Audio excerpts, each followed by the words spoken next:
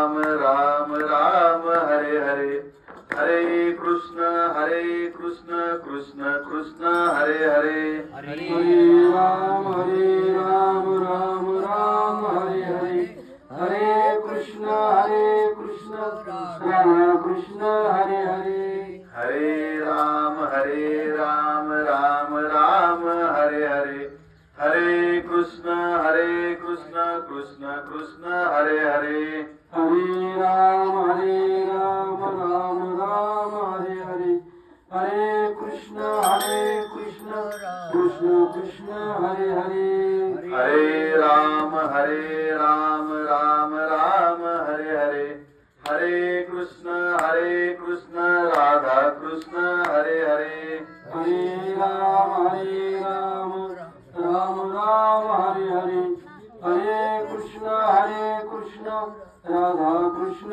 हरे हरे, हरे राम राम हरे हरे, हरे कृष्ण राधा कृष्ण हरे हरे, हरे राम राम राम हरे हरे, हरे कृष्ण राधा कृष्ण हरे हरे, हरे राम राम हरे हरे, हरे कृष्ण राधा कृष्ण हरे हरे, देव विठ्ठल श्री ज्ञानदेव तुकाराम पंढरीनाथ महाराज की जय, माऊली ज्ञानेश्वर महाराज की जय, जगद्गुरु संत तुकाराम महाराज की जय, श्रीमंत छत्रपती शिवाजी महाराज की जय, बाळूमामाच्या नावानं श्री खंडोबाच्या नावानं रामकृष्ण हरी. आज आपल्या सुखेड गावामध्ये पडळकर वस्ती येथे जो अखंड हरिनाम सप्ताह या ठिकाणी संपन्न होतोय आणि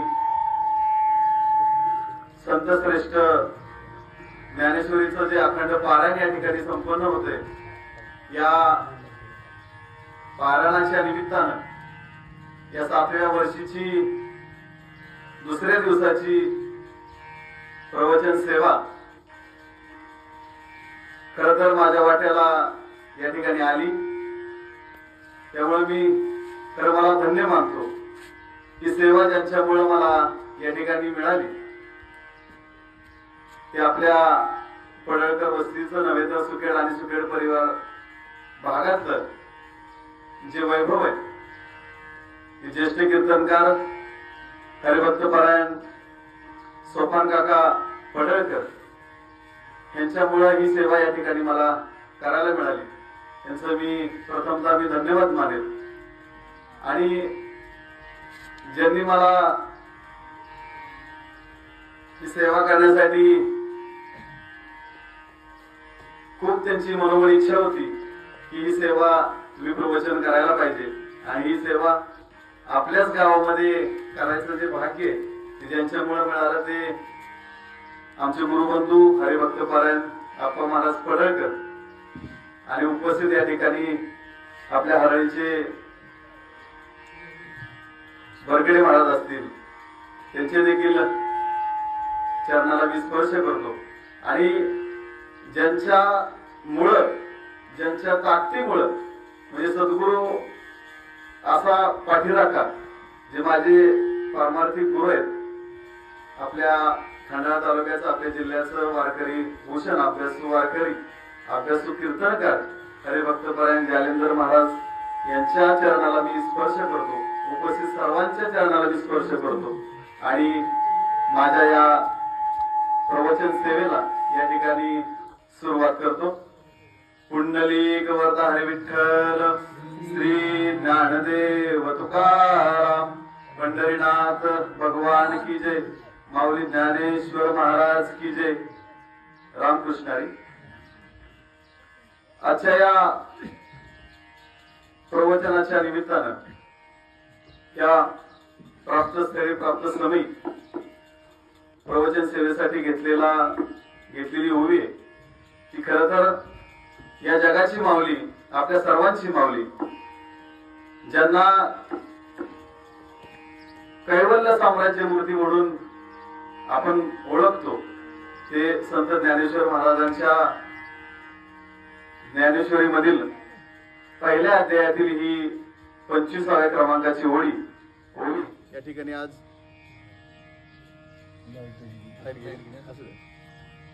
25व्या क्रमांकाची ओवी आज खर तर आज सेवेला घेतलेली.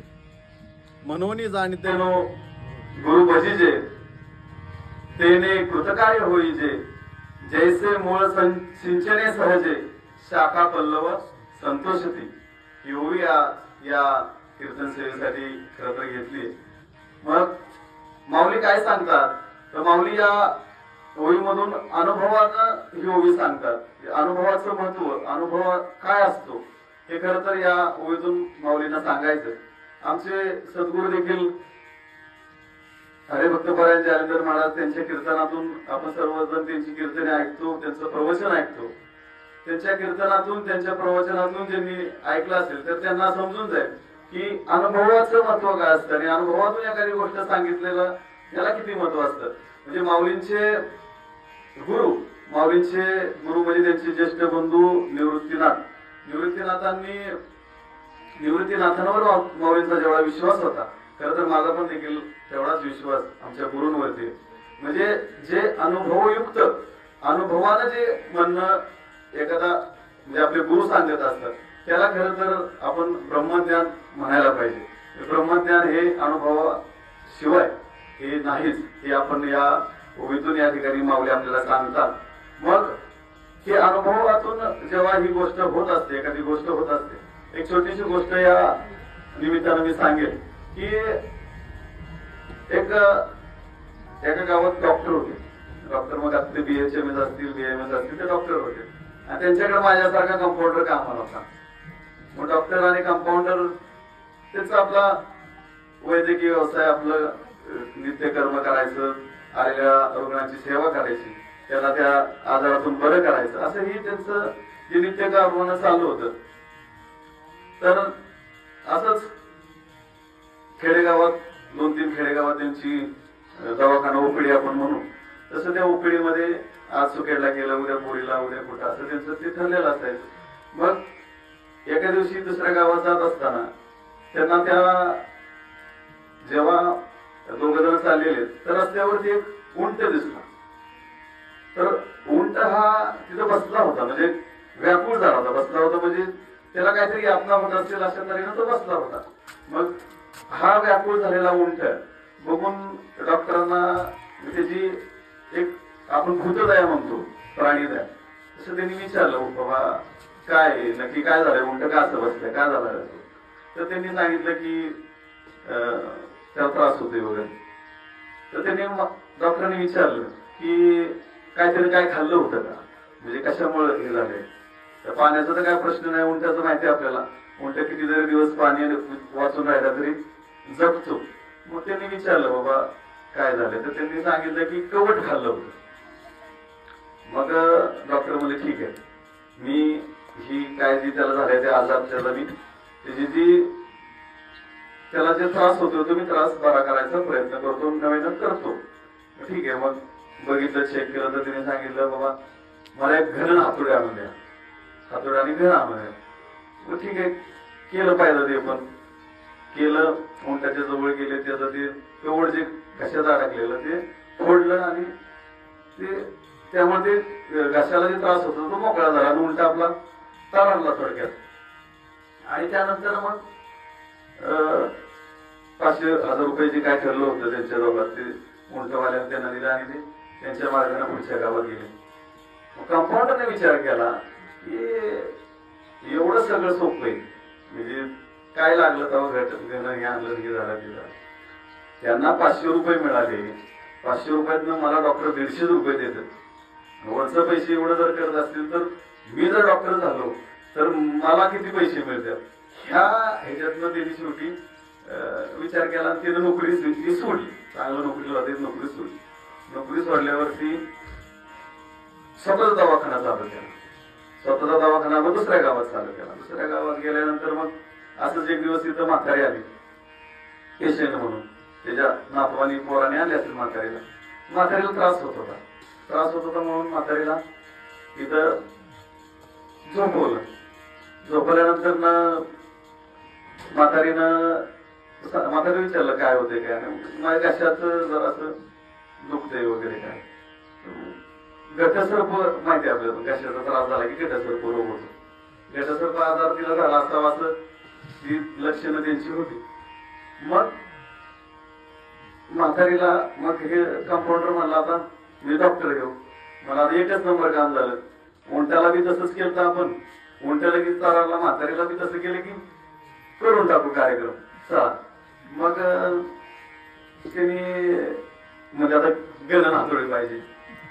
वरती आता गणन हातोडी शोधा गेले तर गणन हातोडी कुठे मिळते तिथं. मला एक काम करतो, म्हाताऱ्या जायचं राहू दे, मी जाणतो म्हणजे दुसऱ्याकडनं वस्ती शेजारच्या घरात ना. आणि काय कर्मधर्म संयोगानं गेला. आणि तेवढ्यात ते जे गुरु होते ते डॉक्टर नेमके त्याला भेटले. डॉक्टर म्हणले की काय काय झालंय, काय कुठं चाललंय. नाही असं असं झालंय.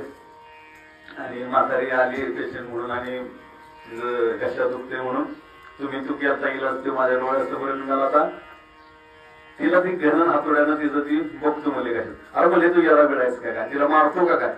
म्हणजे त्याला अनुभव नव्हता. मला सांगायचंय काय, दाखवलंय काय की त्याला अनुभव नसल्यामुळं त्यांनी चुकीची गोष्ट केली. म्हणून माऊली त्या ठिकाणी सांगतात, माऊलींनी अनुभवाचं खूप मोठं महत्व सांगितलं. म्हणजे अनुभव नसेल तर तुमची फजिती 100% होणार आहे का, तर होणारच आहे. त्यामुळे मग संसारात असू द्यात किंवा परमार्थात असू द्यात, अनुभवाला जे महत्व आहे, अनुभवाशिवाय एखादी गोष्ट तुम्हाला साध्यच होणार नाही. त्यामुळे माऊलींनी अनुभवाचं यामध्ये महत्व त्या ठिकाणी दिलं. त्याचबरोबर हे जे माऊलींच्या ह्या अनुभवाला आपले संत श्री नामदेव महाराज सुद्धा म्हणतात त्यांच्या एका ओवीमध्ये की जन्मामध्ये आल्यावरती एकदा तरी ज्ञानेश्वरीची एक तरी ओवी त्या ठिकाणी अनुभवायला पाहिजे. नामा म्हणे ग्रंथ श्रेष्ठ ज्ञान देवी, एक तरी ओवी अनुभवावी. म्हणजे तुम्ही जन्मामध्ये आल्यानंतर त्या ठिकाणी ज्ञानेश्वरीचं वाचन केलं पाहिजे, ज्ञानेश्वरीचं पारायण केलं पाहिजे. ज्ञानेश्वरीचं पारायण करत असताना त्या ज्ञानेश्वर मधली एक ओवी तरी तुम्ही स्वतः आत्मसात केली पाहिजे. हे कोण सांगतं तर नामदेव महाराज त्या ठिकाणी त्यांच्या ह्याच्यामध्ये सांगतात. त्यामुळं हे अनुभवाला जे काय महत्व आहे ते या ठिकाणी अधोरेखित होतं.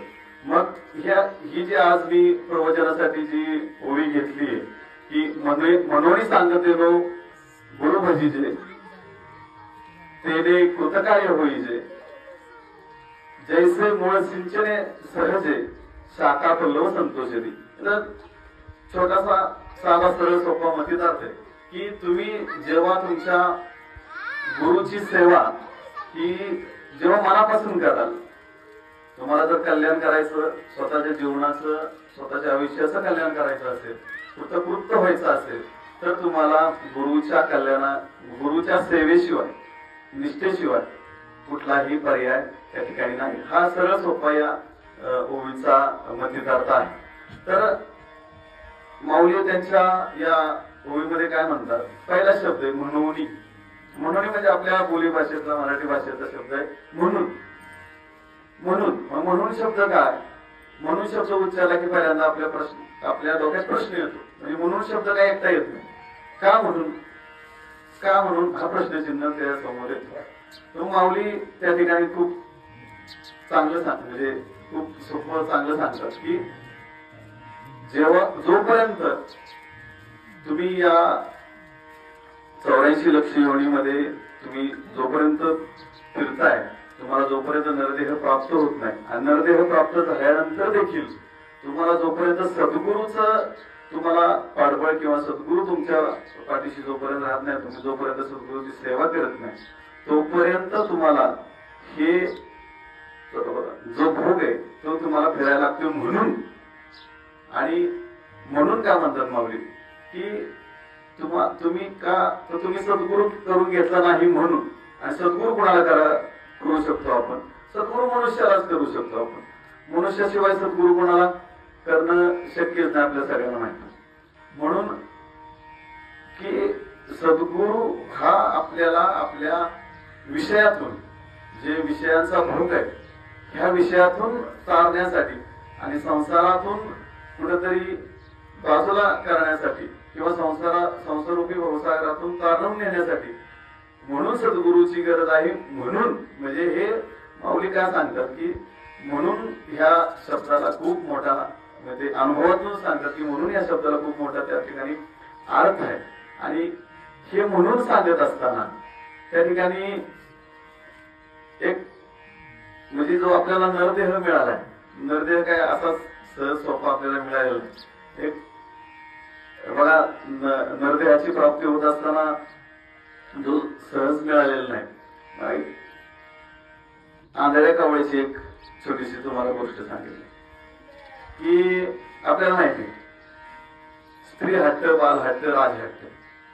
स्त्री हट्ट, बाल हट्ट तर माहिती, आता काय राजे राजवाडे राहिले नाही, पण आपण ऐकले लहानपणी राजहट्ट काय मला हे पाहिजे म्हणजे पाहिजेच की. मग राजानं सांगितलंय म्हणल्यावरती चंद्रगीत खाली ताडवत उडून आणायला त्याच्याकडे सैनिक वगैरे सगळ्या गोष्टी. अशा पद्धतीनं एकदा काय झालं त्या राजाला काय सुचलं म्हणजे मला कावळाच पाहिजे. आता राजाला कावळ्याची काय गरज, एवढी मोठी सोनं नाणं हत्ती घोडे एवढं मोठं सगळं साम्राज्य त्याकडे, कावळ्या कशाला लागतील त्याला, मला कावळाच पाहिजे. चला ठीक आहे. मग त्यांनी सांगितलं प्रधानाला बोलून घेतलं मला कावळा पाहिजे. प्रधान म्हणले चला ठीक आहे. दौंडी पेटायला लागला आता कावळा पाहिजे म्हणल्यावर. मग दौंडी पेटायला ते गेले, सैनिक गेले, दौंडीवाला गेला आणि त्यानं दौंडी पेटत होता की बाबा राजाला जो कोणी कावळा आणून दिली त्याला 1,500 5,000 देतो. 1,500 5,000 तुम्हाला मिळते. चला. पण ही ऐकत असताना चौकात असताना एक आंधळा तिथनं चालला होता. सकाळची वेळ होती, 7-8ची वेळ असते. आंधळा तिथनं चालला होता आणि आंधळ्यानं ते ऐकलं की कावळा आणून दिला तर 5,000 रुपये आपल्याला मिळणार आहेत. 5,000 द्यायला तर आपल्याला धड चाला येईना, आपल्याला दिसताना काय आणि आपण कुठं ह्याला कावळा आणून देणार असं त्याची जी मनाची भावना झाली. आणि आपल्याला त्या गाडीत म्हणजे आपण म्हणतो ना आम्हाला त्या गावाला जायचं नाही म्हणजे एसटी कशाला पकडायची, तसं त्याला आपलं गेला मला हे चालू दे काय चालायचं आणि गेला. तुझा चालला होता आंघोळीला गेला. आंघोळीला गेल्यानंतर त्या ठिकाणी कपडे वगैरे काढले, नदीवरती गेला, डुबकी दिली परमार्थिक होता अंतर सांगितला. डुबकी दिली, वरती आला, टाळी वाजवली, देवाचं नामस्मरण केलं आणि आपण अर्धे जसं देतो पाण्याचं तर तसं हात पुढे गेला आणि तिथंच कावळा येऊन बसला हातात. काय असेल आता कावळा बसला मला एक कावळा आला त्याला ते आठवलं किती 10-15 मिनिटापूर्वीची गोष्ट की राजानं तर दौंडी पेटली होती की कावळा जो आणून दिला त्याला 5,000 रुपये मी बक्षीस देणार. म्हणलं आता बरं झालं 5,000 आपल्याला मिळतील, आपण कावळा नेऊ कसं ते राजाकडे जाऊ आणि कावळा घेऊ. तर हे सगळं होत असताना त्याच्या मनात परत एक विषय आला. म्हणजे जे विषयाचा भोग आहे, ज्या विषयामध्ये आपण गुरफटतो त्या विषयामधला लोभ त्याच्या मनात आला. आणि लोभ काय आला लय सोप्पा म्हणजे फॉर्म्युला 1 नंबर आहे. खाली जायचं, गोळी द्यायची, वर आलं, हातवर गेला, टाळी वाजवली की कावळा हातात येतोय. परत ते असंच होईल म्हणला. ती कावळा घेतला, काटा वाजता परत खाली गेला, कावळा घेतला आणि काकड ठेवला, बुडी मारली खाली, बुडी मारली. आता वर येऊन परत टाळी वाजवायची ना, टाळी वाजवा होता ते कावळा बी उडून गेला. तसं माणसाला जो नरदेह प्राप्त झालाय तो ह्या कावळ्यासारखा जर तुम्हाला घालवायचा नसेल तर आपल्याला सद्गुरूंची सेवा, सद्गुरूंची काय म्हणतो आपण त्यांच्यावर श्रद्धा ठेवून आपल्याला आपलं जीवन हे नरदेह हे चांगल्या कामी आपल्याला त्या ठिकाणी व्यतीत करायचं. म्हणून महाराज माऊली सांगतात की म्हणून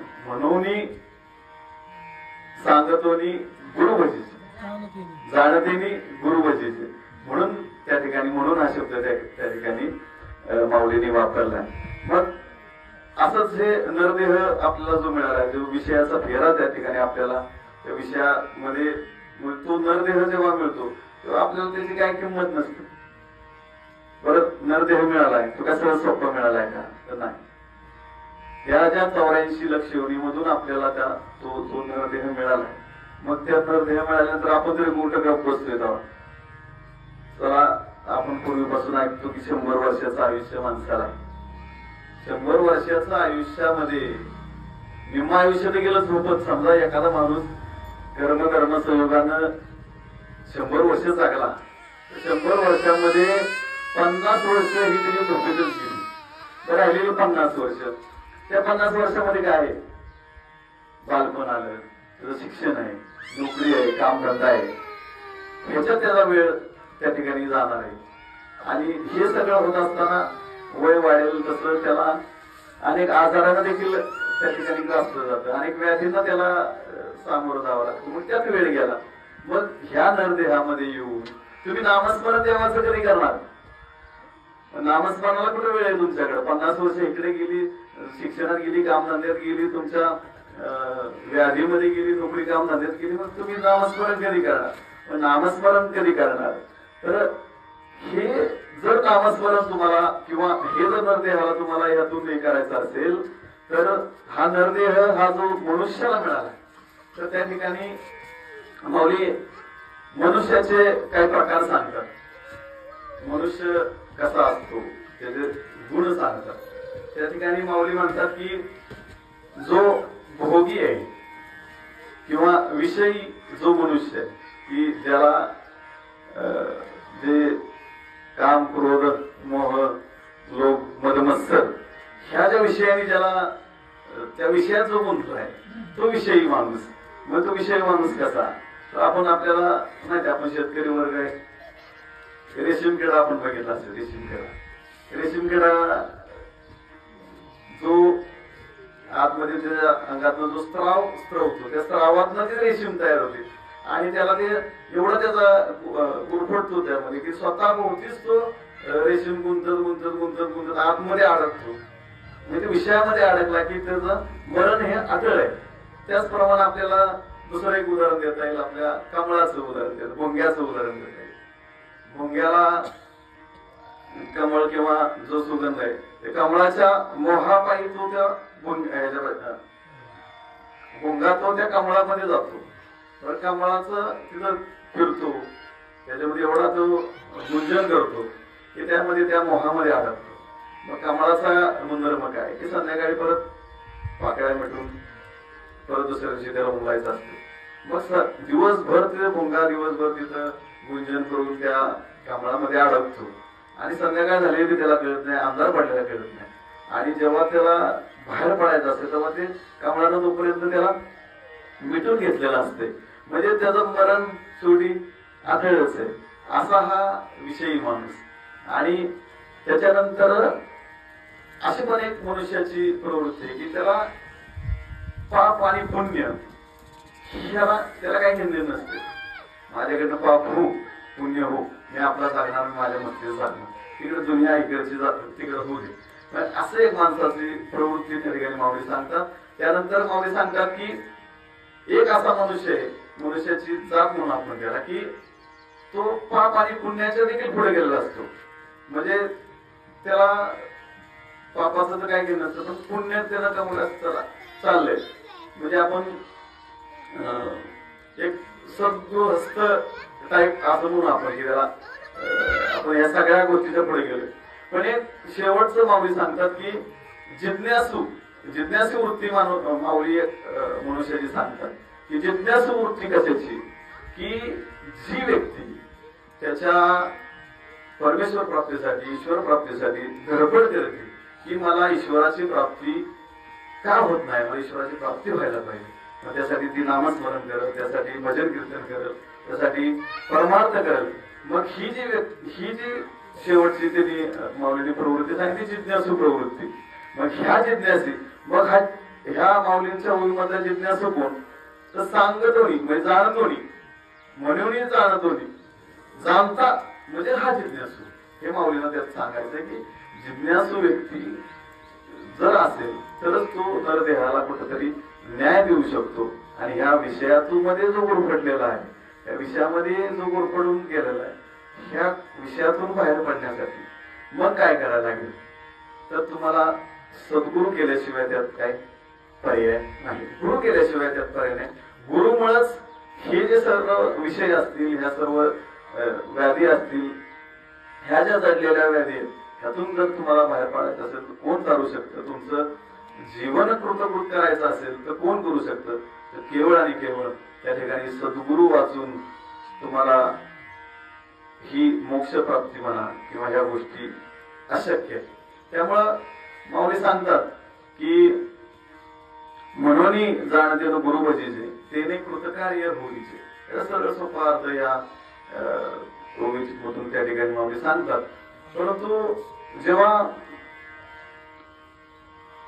तो नरदेह आपल्याला मिळालेला आहे आणि त्या नरदेहाला कुठेतरी त्यातून कृतकृत होण्यासाठी कृतकृत होत असतो आपण, जेव्हा स्वतःच शरीर आयुष्याचं कल्याण करत असतो, तेव्हा मग गुरु हे आपल्याला त्यातनं 100% तारत असतात. मग गुरु कोण हे देखील या ठिकाणी आपल्याला कळणं गरजेचं. मग गुरु कोण? मग नुसतं तुम्ही गुरु म्हणताय तर ज्या ज्या चांगल्या गोष्टी, ज्या ज्या सद्गुण असतील, ज्याच्याकडून मिळतात तो गुरु म्हणायला काय आपण हरकत नाही. म्हणजे एखाद्याकडे चांगली कला असते, त्याच्याकडे एखादी कला आपण अवगत करून देतो, तो आपला गुरु.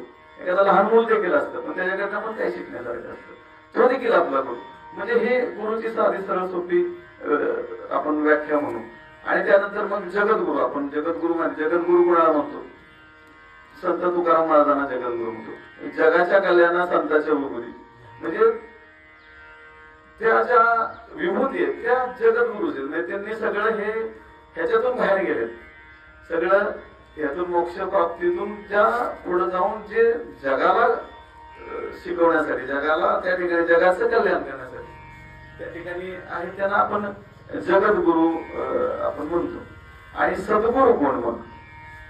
मग ह्या सगळ्यातून आपल्याला ज्याची सेवा केल्यानंतर, ज्याच्या सेवेतून, ज्याच्या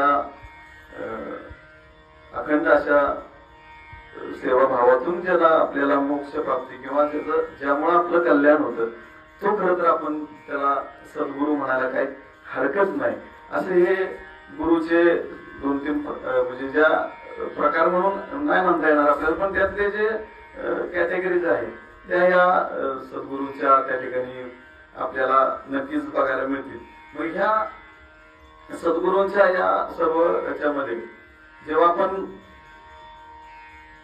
गुरुला भजायचं म्हणजे नक्की काय, मग सांगितलं की आपण त्या गुरुची नितांत अशी सेवा करायला पाहिजे, त्याचा सेवाभाव जो आहे. मग सेवा करत असताना निष्काम सेवा आपण नेहमी ऐकतो. निष्काम सेवा काय आहे की मी सात्विक आहे, मी सद्गृहस्थ आहे, मी सज्ञानी आहे, मी जाणता आहे, आणि एवढं सगळं होऊन सुद्धा मी समजा आता पकडा मी एखाद्या स्वामीजींच्याकडे किंवा जे मठाधिपती आहेत त्यांच्याकडे मी सेवा करतोय, मी कीर्तन करतोय, मी प्रवचन करतोय, मी तिथं सेवा करतोय, परंतु माझा भाव काय की जे तिथं मठाधिपती असतील, जे प्रमुख त्या मठाचे असतील, त्यांच्या ही कधी जात्याला मला त्या खुर्चीवर कधी बसायला मिळतंय, ही जर तुमची सेवा भाव, ही जर वृत्ती तुम्ही ठेवली तर त्याला आपण निष्काम सेवा नाही म्हणू शकत नाही. काय तुमच्या सेवेला काय अर्थ नाही ना त्यामध्ये. त्यामुळं सेवा ही नेहमी गुरुची सेवा करताना, सद्गुरूंची सेवा करताना ही निष्काम सेवा त्या ठिकाणी आपल्या हातनं घडणं गरजेचं. आणि हे कधी शक्य होतं जेव्हा आपण नरदेह प्राप्त करून जेव्हा नामसाधना करू, जेव्हा नामस्मरण करू, देवाचं चिंतन करू, तेव्हा ह्या सगळ्या गोष्टी त्या ठिकाणी सहज शक्य आहेत. त्यामुळं जेव्हा माऊली या त्यांच्या या ओवीमध्ये सांगतात की गुरुला भजल्याशिवाय, गुरुची सेवा केल्याशिवाय, गुरुचं आदर केल्याशिवाय आपल्याला आपलं जीवनाचं कल्याण हे त्या ठिकाणी होणार नाही. त्यामध्ये जाऊन माऊली परत पुढे देखील सांगतात की जैसे मूळ सिंचने सहजे शाखा पल्लव संतोषती. सरळ सोपा याचा अर्थ आहे की आपण एखाद्या झाडाला पाणी घालतो. आता पावसाळ्याचे दिवस आहेत पण आपण झाडाला पाणी घालतो. पाणी कुठे घालतो? मुळाला घालतो. पण आपण फांद्याला काय पाणी घालायला जात नाही. मग जेव्हा तुम्ही एखाद्या झाडाच्या मुळाला पाणी घालाल तेव्हा काय होतंय? माऊली म्हणतात की मुळाला जेव्हा पाणी घालाल तेव्हा फांद्या टवटवीत होणार आहेत, फांद्याला पानं फुटणार आहेत, फांद्या अजून वाढणार आहेत, झाड वाढणार आहे. मग हे झाड वाढत असताना मग झाड जर चांगलं वाढलं तर आपल्याला फळं मिळणार, गोड फळं आपल्याला खायला त्या ठिकाणी मिळणार. त्यामुळं तुम्ही जेव्हा झाडाला पाणी घालाल, झाडाला पाणी घातल्यानंतर त्या फांद्या टवटवीत होतील, तुम्हाला चांगली फळं खायला मिळतील. त्याचप्रमाणे जो भगवंत रूपी वृक्ष आहे त्या भगवंत रूपी वृक्षाला, वृक्षाची मुळं कोण आहेत? तर ती सद्गुरू आहेत. सद्गुरूला जेव्हा तुम्ही पाणी घालाल, मग कसलं पाणी घालायचंय? आपला भाव, आपली सेवा, आपली भक्ती, आपल्या भक्ती रूपी सेवेरूपी जेव्हा पाणी त्या मुळाला घालाल तेव्हा तुम्हाला जी फळं मिळणार आहेत ते तुमचं भाग्य असणार आहे. हे त्यांना माऊलींना या त्यांच्या ह्याच्यातून सांगायचं की जैसे मूळ सिंचने सहजे शाखा पल्लव संतोषती, असा हा सरळ सोपा मतितार्थ या माऊलींच्या या ओवीमध्ये आहे. खर तर नामस्मरणाचं जे महत्व आहे म्हणजे की तुम्ही जी निस्वार्थ निष्काम केलेली सेवा आहे, ती सेवा जेव्हा तुम्हाला प्राप्त करून घ्यायची असेल तर ती प्राप्त करून घ्यायचा विषय नाही, म्हणजे आपोआप तुम्हाला त्या मधून भाव तो प्रकट होतो.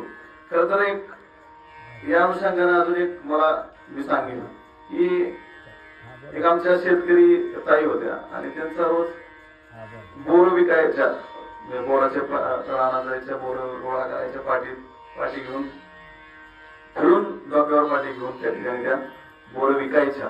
आणि बोर विकत असताना त्यांच्या मनामध्ये एक भाव आला. एक लहान लेकरू त्यांनी बघितलं, म्हणजे ह्या पोराला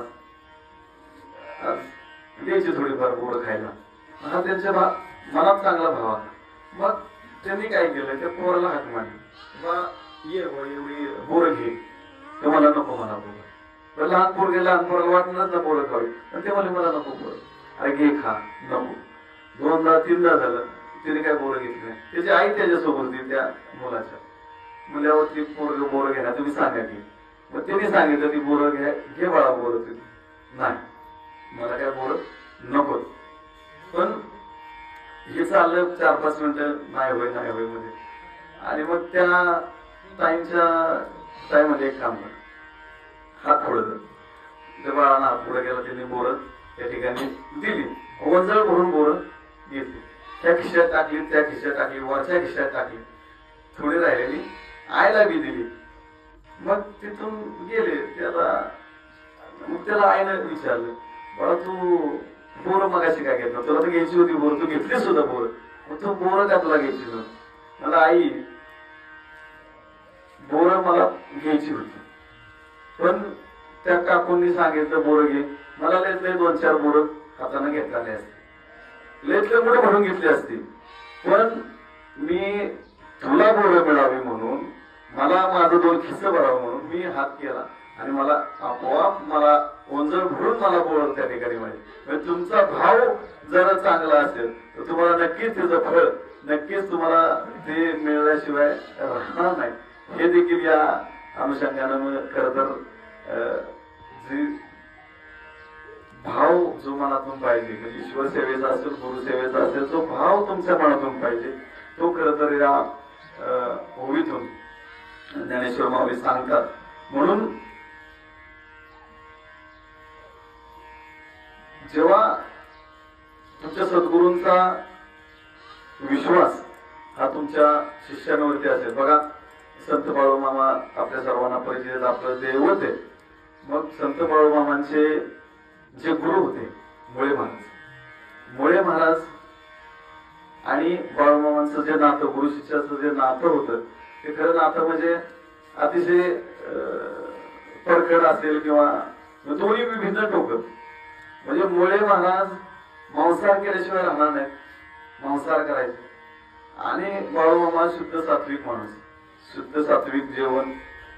म्हणजे असं मुळे महाराज बसले असतील त्यांच्या मंदिरात किंवा गावात कुठे बसले असतील तर बाळूमामा त्या ठिकाणी आले तर मुळे महाराज म्हणायचे, आले बघा आपले लिंगायत, लिंगायत संत आले, लिंगायत माणूस आला, म्हणजे एवढं त्यांचं विभिन्न टोकं, पण जी बाळूमामांची श्रद्धा आपल्या गुरु सद्गुरूच्या प्रती होती, त्यामुळं आज मुळे मामांचा जो काही त्यांचं कार्य असेल, त्या कार्याचा जो वारसा, जो वसा त्यांच्यानंतर त्या ठिकाणी संत बाळूमामांना चालवता आला.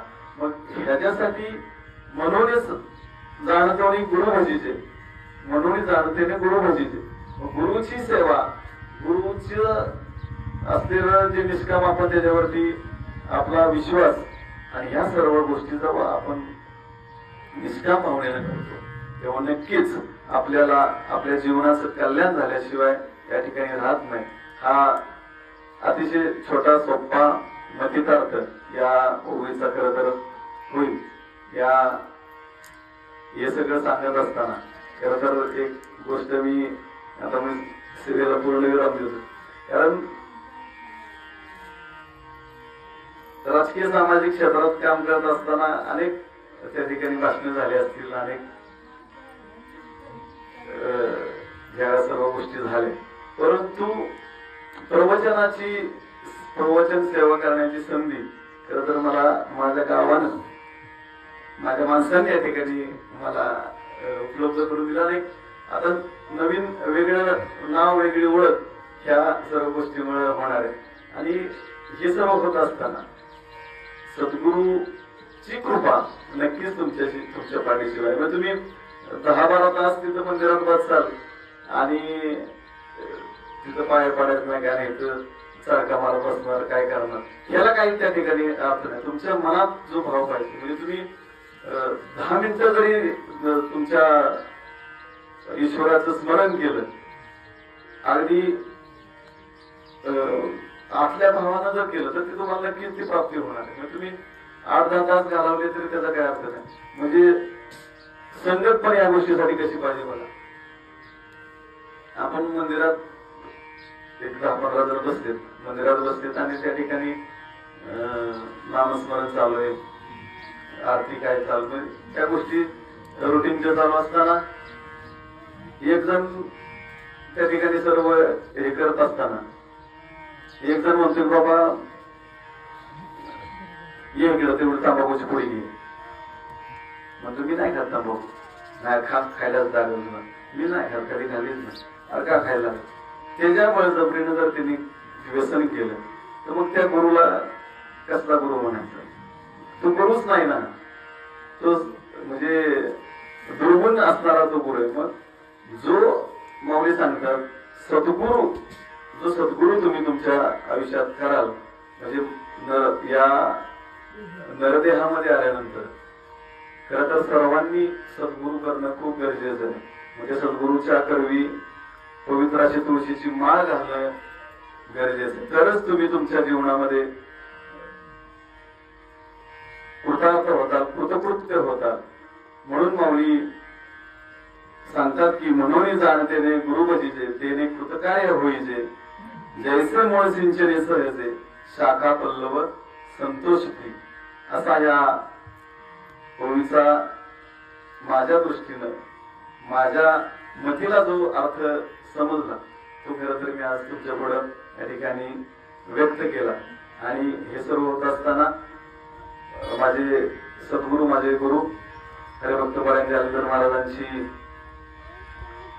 त्यांचा विश्वास, त्यांची कृपादृष्टी आणि त्याचबरोबर हरिभक्त परायण सोपान काका असतील, आप्पा महाराज असतील, माझी आई असेल, आपण सर्वजण खरं तर आप्पा महाराजांनी त्या दिवशी सांगितलं होतं की तुम्हाला करावंच लागेल.